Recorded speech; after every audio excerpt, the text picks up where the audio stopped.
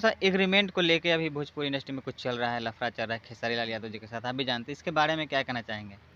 देखिए, हम ये कहब कि दुनू आदमी बड़े बानी, बुद्धिजीवी बानी हमसे, खेसारी भैया या राजकुमार सर।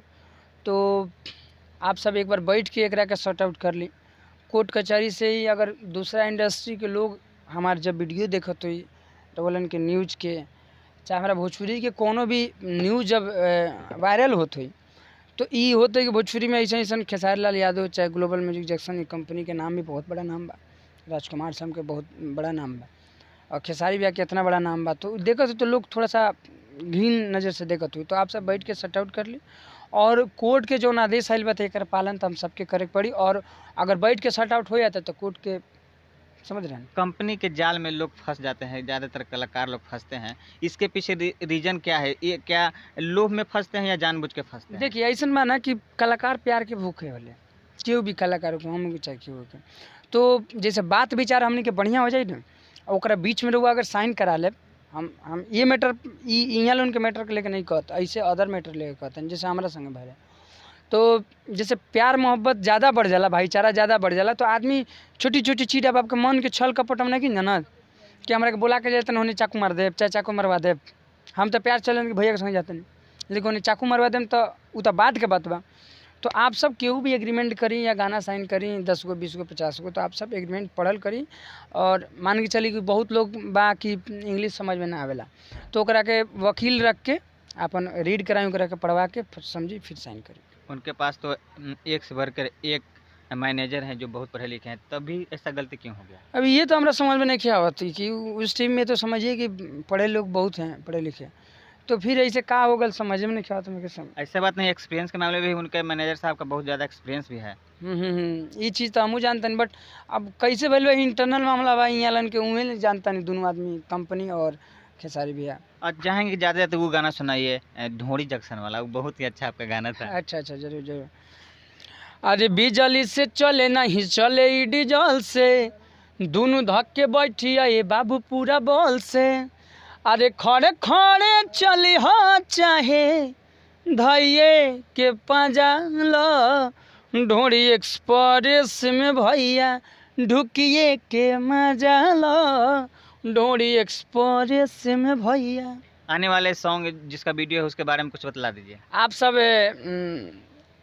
जितना भी कंपनी से हमारे गाना आवेला, आप सभी चैनल के सब्सक्राइब करिए, आपसे प्यार आशीर्वाद दी, और अपने भाई भतीजा से कोई गलती होके तो आप सब माफ़ करी, और बहुत बढ़िया बढ़िया कंटेंट हम लेके आ रहे बानी आप सबके मनोरंजन करावेला, हंसावेला, तो आप सब सुनिए सभी गाने का प्यार। बहुत बहुत धन्यवाद भैया, आपने अपना कीमती बहुमूल्य समय हमें दिया। धन्यवाद आपको। तो आप देख रहे थे देसी न्यूज़ भोजपुरी, मैं आपके साथ बिट्टू था। अगर आप भोजपुरी से ताज़ा खबर से अपडेट रहना चाहते हैं तो हमारे चैनल को सब्सक्राइब कर लें। धन्यवाद।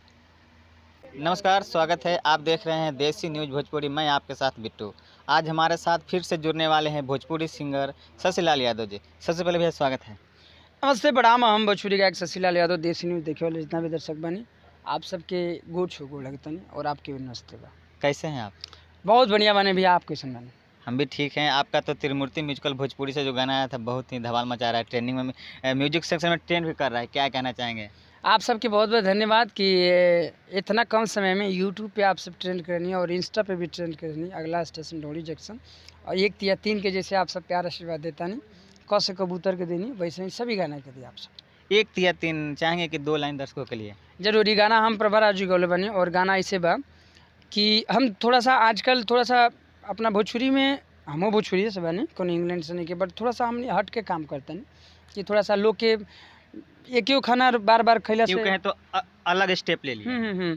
एक ही खाना बार बार खैला से लोग के मन उब जाला, तो एक ही गाना बार बार सुनला से मन उब जाला। थोड़ा सा हमने पढ़ाई लिखाई के भी लेके आदमी चलता। गाना ऐसे बा, बोला एक एक में एक ना ना करे लगबा चेक, बोला एक दूनी दू ना ना ना घुसावा अपन मुँह, बोला 1 तिया 3 अरे हटावा होने मुँह, बोला 1 चौके 4 पढ़ाई लागेला बेकार, अरे निमन नंबर लहेबू त खैबू रसगुल्ला, मिली तारीफ तोहरा सबके खुलम खुला, अरे अब पढ़ा दी तोहे मैथ फॉर्मूला, पढ़ के का करब जब चरावे पड़ी चूल्हा।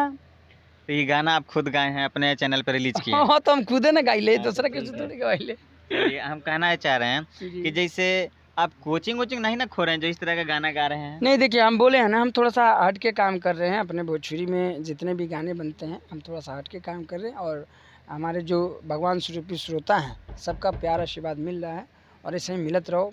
आप सबके बहुत बहुत धन्यवाद। जो लाइन आप गाए हैं वो आप ही का लाइन था कि परवा जी का लाइन था? ये मेरा था, बोला एक एकम एक नाना करे लग बच्चे, एक लाइन लड़का एक लाइन लड़की, एक लाइन लड़की एक लाइन।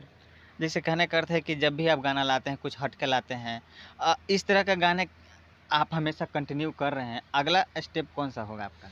देखिए अभी हमने एगो लाइव गाना बनेले बने, जैसे कि कलाकार लोग के ज़िंदगी में जौन दुख सुख आवेला पत्नी से लेके सुख भी मिलेला, और थोड़ा सा पत्नी बहुत ऐसा पत्नी वाले लोग 2% 4% जो लोग कलाकार के सोचला कि फलना से का चिपकतानी तो वीडियो में का चिपकतनी ऐसे ऐसे, तो वो लोग के लेके हमने कलाकार के जौन ज़िंदगी में चलेला थोड़ा बहुत ओकरा के लेके एगो गाना बनेले बनी हम। अभी गाना उ ना सुनाइब काहे कि गाना अभी रिलीज नहीं के।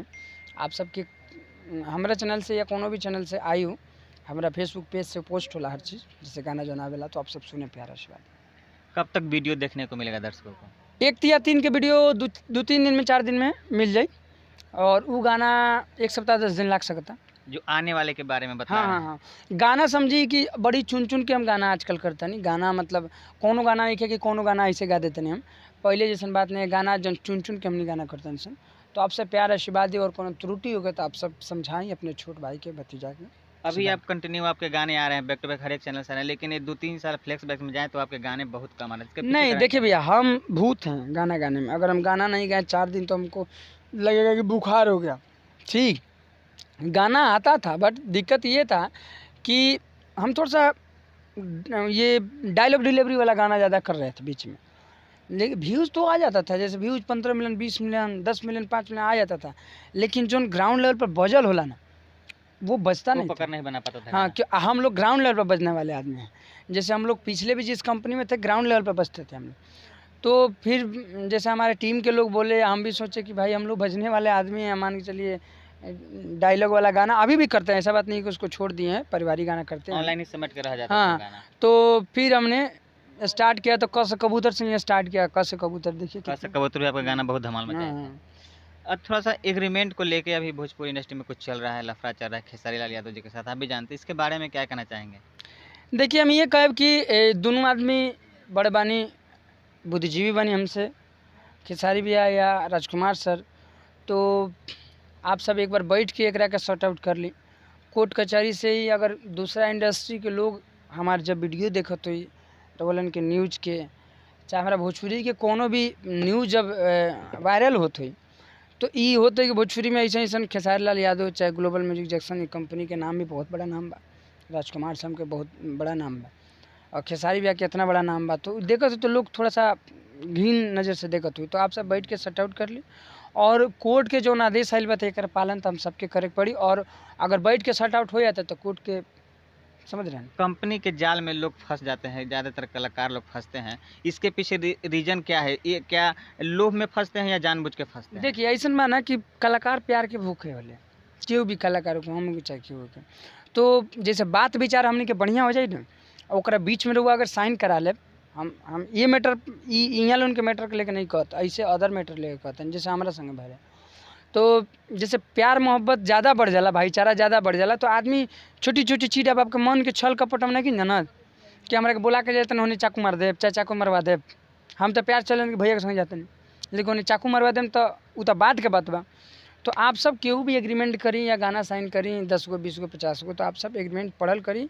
और मान के चली कि बहुत लोग बा कि इंग्लिश समझ में ना आवेला, तो ओकरा के वकील रख के अपन रीड कराई, ओकरा के पढ़वा के समझी फिर साइन करी। उनके पास तो एक से बढ़कर एक मैनेजर हैं जो बहुत पढ़े लिखे हैं, तब भी ऐसा गलती क्यों हो गया? अभी ये तो हमारा समझ में नहीं आवत कि उस टीम में तो समझिए कि पढ़े लोग बहुत हैं, पढ़े लिखे, तो फिर ऐसे का हो गल समझ में नहीं आवत मेरे समझ। ऐसा बात नहीं, एक्सपीरियंस के मामले में भी उनके मैनेजर साहब का बहुत ज़्यादा एक्सपीरियंस भी है। ये चीज़ तो हमू जानते हैं, बट अब कैसे भइल बा इंटरनल मामला बा, यहाँ लन के उहे जानता नहीं दोनों आदमी, कंपनी और खेसारी भैया। और चाहेंगे ज़्यादा तो वो गाना सुनाइए, ढोड़ी जंक्शन वाला, वो बहुत ही अच्छा आपका गाना था। अच्छा जरूर जरूर।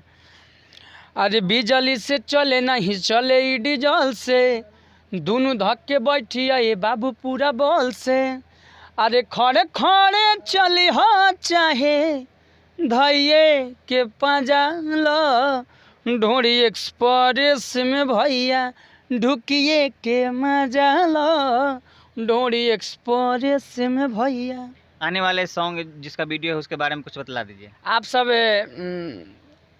जितना भी कंपनी से हमारे गाना आवेला आप सभी चैनल के सब्सक्राइब करिए, आपसे प्यार आशीर्वाद दी, और अपने भाई भतीजा से कोनो गलती होके तो आप सब माफ़ करी। और बहुत बढ़िया बढ़िया कंटेंट हम लेके आ रहे बानी आप सबके मनोरंजन करावेला, हंसावेला, तो आप सब सुनिए सभी गाने का प्यार। बहुत बहुत धन्यवाद भैया, आपने अपना कीमती बहुमूल्य समय हमें दिया। धन्यवाद आपको। तो आप देख रहे थे देसी न्यूज़ भोजपुरी, मैं आपके साथ बिट्टू था। अगर आप भोजपुरी से ताज़ा खबर से अपडेट रहना चाहते हैं तो हमारे चैनल को सब्सक्राइब कर लें। धन्यवाद।